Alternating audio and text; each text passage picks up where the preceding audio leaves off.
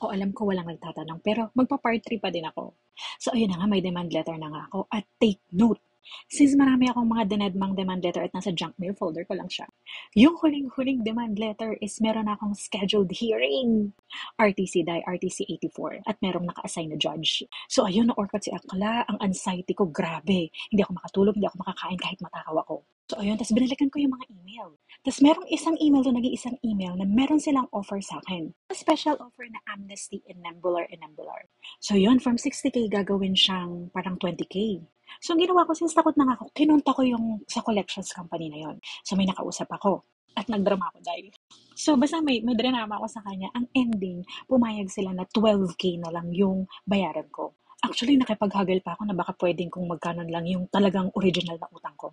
Pero hindi siya pumayag. So, since 12K, ayun, gumura na nga ako. Nagdrama ako dun. So, ano nangyari? Part 4.